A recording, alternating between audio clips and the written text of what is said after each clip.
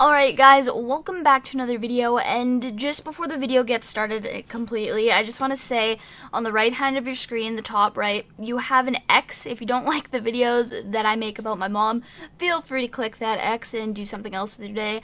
But if you care about what I have to say about the subject, continue to watch. So I got a DM from a friend of mine the other day saying she thought she was proud of me because I could push through pain and stuff like that and continue to entertain and share positivity with people. I took that message and I thought about it a little bit, and if you don't know, tomorrow, or yeah, May 31st, so tomorrow, this will be uploaded tonight, my mom actually passed away in 2013, May 31st, so I decided that I would watch a few videos that I made a few months after her passing away and kind of just share with you guys that, because they are very sensitive videos. It's a very sensitive topic, and I do admit I talk about my mom a lot on this channel, but it's just because I wasn't ready to say goodbye to my mom, and I feel awful about it. Like, the whole situation, I just feel awful, and I'll never get over it. That's why you guys hear about it so much. And I just wanted to share with you these videos because I made them when I was depressed about my mom passing away. I made them when I was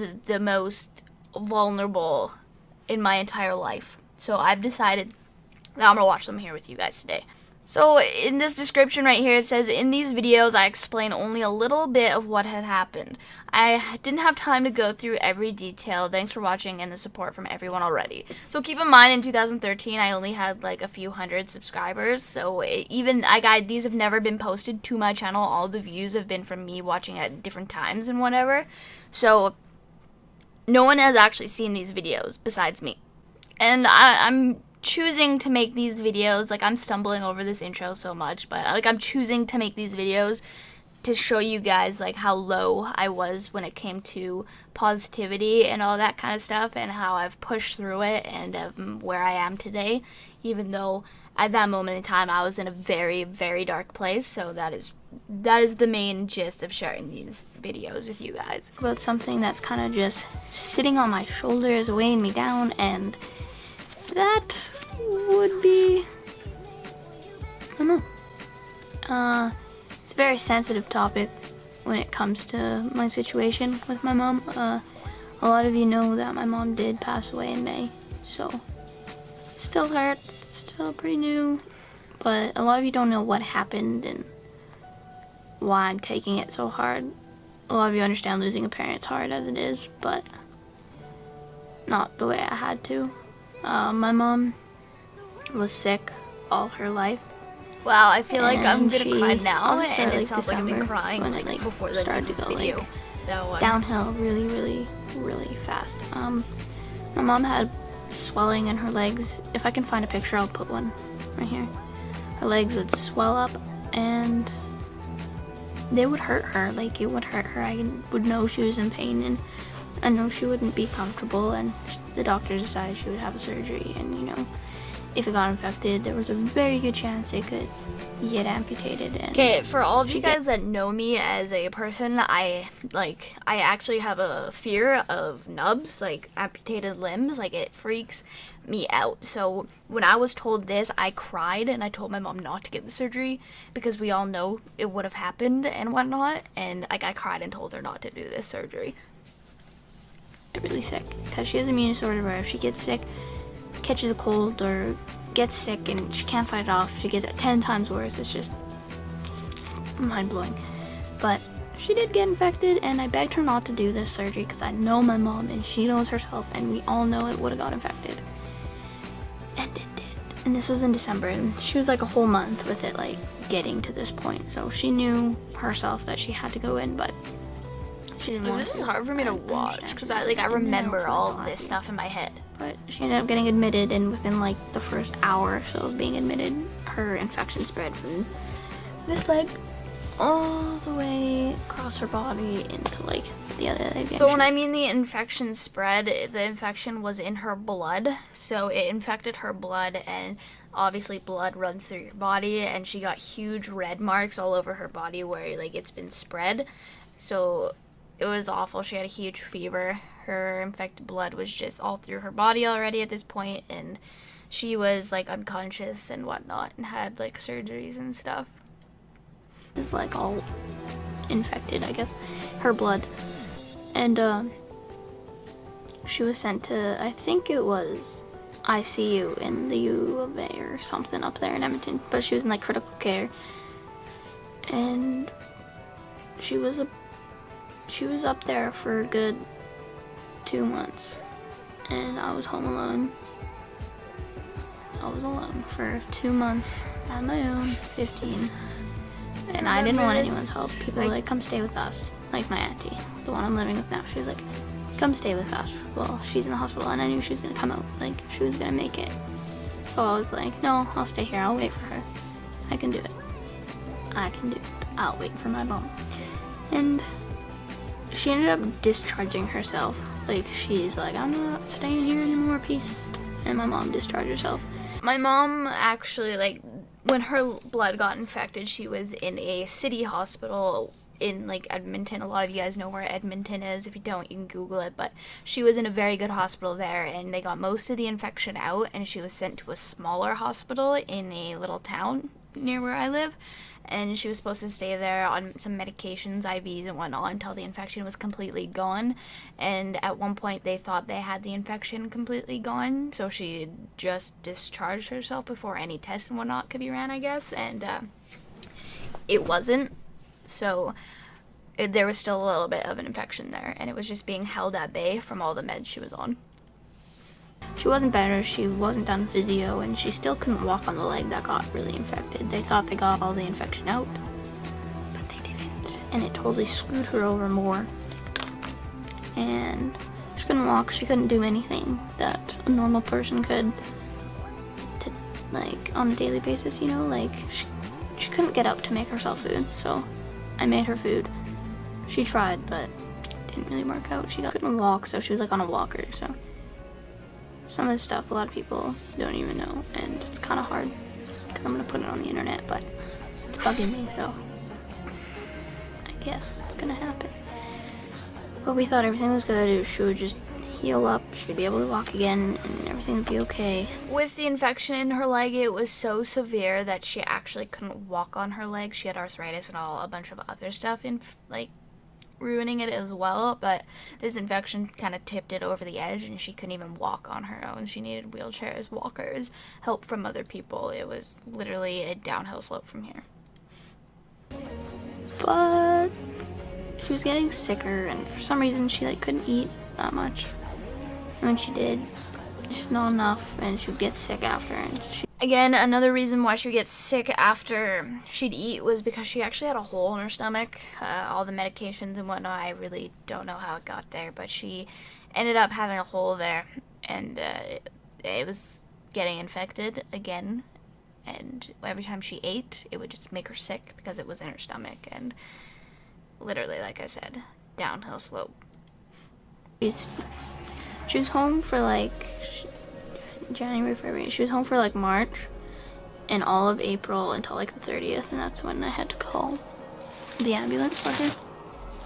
She was home until the 30th, and everything I thought was going good. And then like 2 days before April 30th, she's like, if I call you up here and I can't breathe, call the ambulance. I was like, okay. And one thing that I should have like clued into is when like she got up by herself and she was rolling around on her walker, and she looked me dead in the eyes and started crying. And I asked her why, and she said she was scared of dying.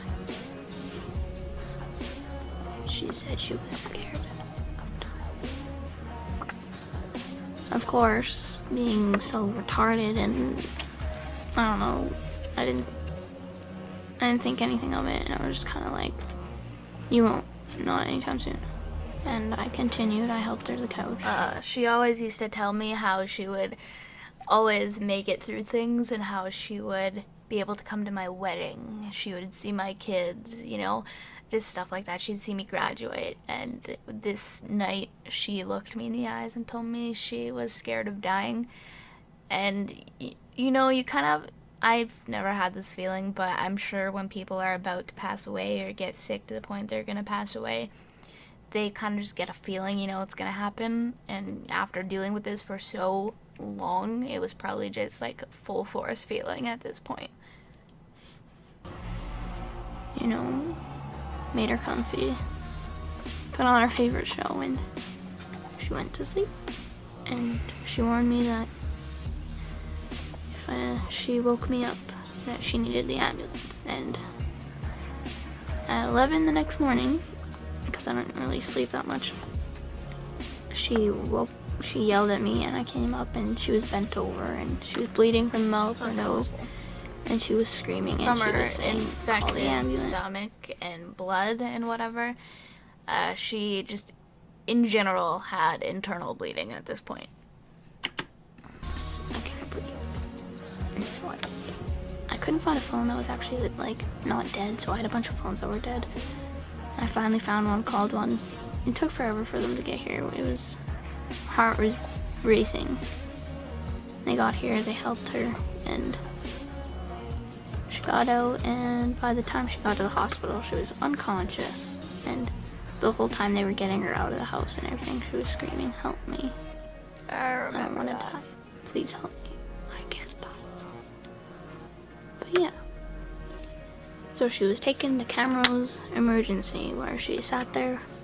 Well, not really sat, she laid there getting oxygen pumped manually by a nurse. And I went and seen her, and in this book I found the other day and started writing in, I wrote the description of what I seen that day. I still have that book. And I can remember it.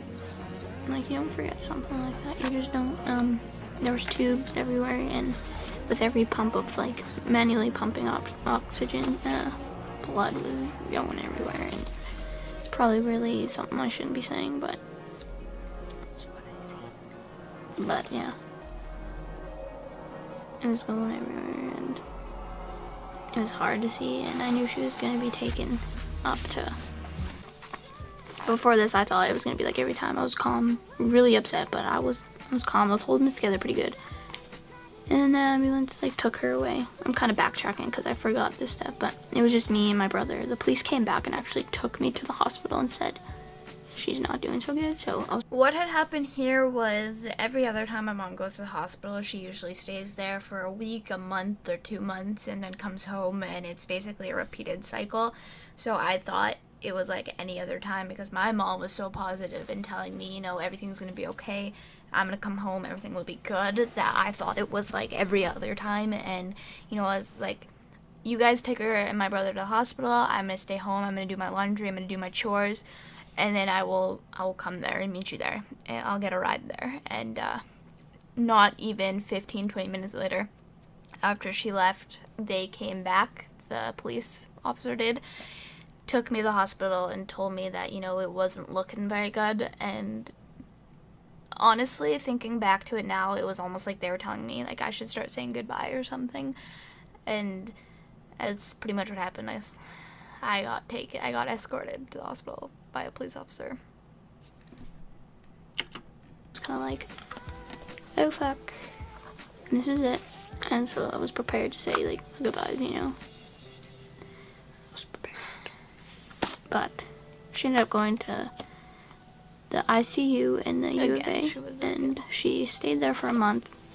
In, like, the middle of the month, I think, she had a coherent day where she was nodding yes or no to questions. She was opening her eyes, and she was doing physio, like, actually sitting up. She had a breathing tube in, so she couldn't really walk everywhere. And this makes me so mad watching this part of the video because my mom had a day where she, you know, she was there, like, mentally there. Like, she was talking to people.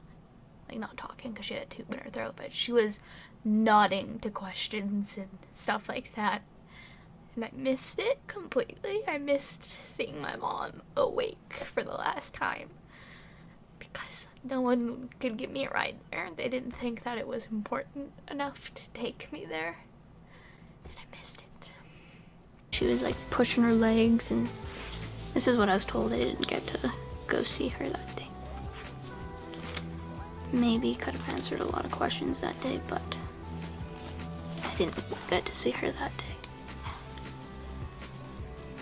But other than that, she was looking up, and then the day after she crashed, she was fully on life support. They told me the things were like starting to look good, and you know, she was doing good, and the next day it's like the calm before the storm, and she literally just into the cement. She's gone again.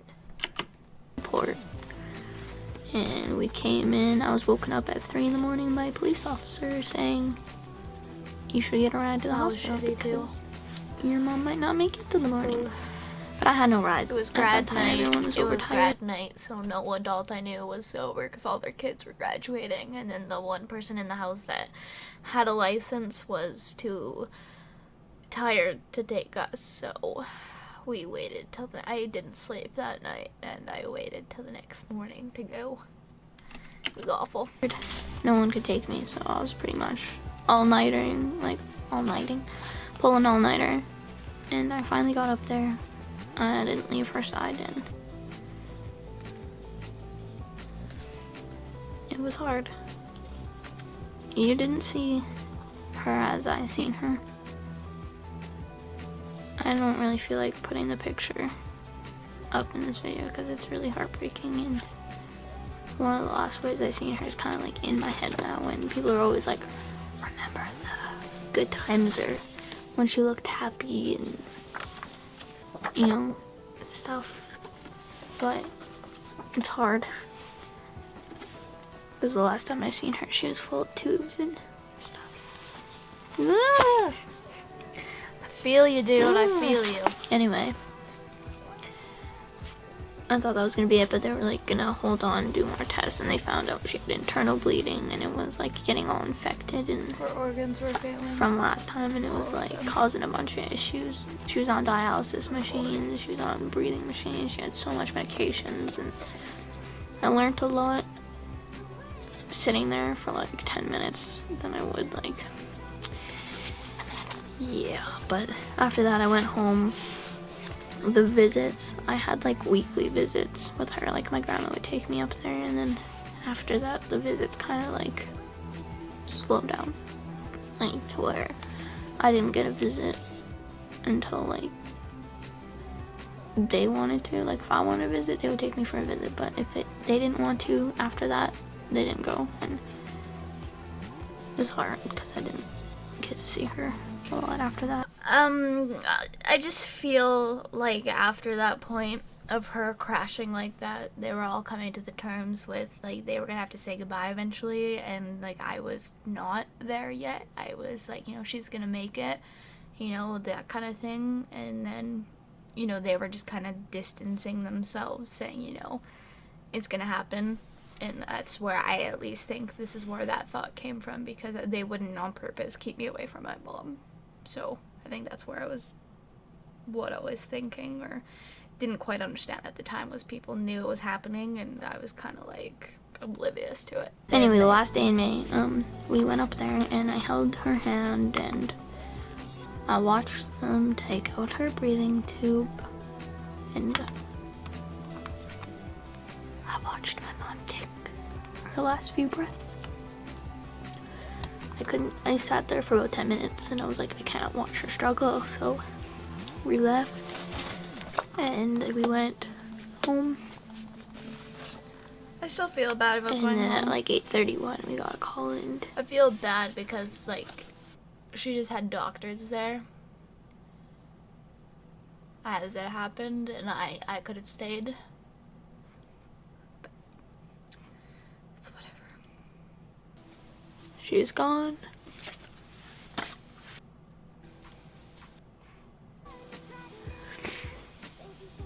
But since then, I was like, okay, I was doing fine, and it was still there. It was still on my shoulders that, you know, she wasn't there anymore and I wasn't gonna see her again. It fucking hurts my heart, dude. Fuck, man, I don't want to cry. And, so, and then her birthday came, and So pretty much the last part is just me explaining just random stuff. I don't even remember.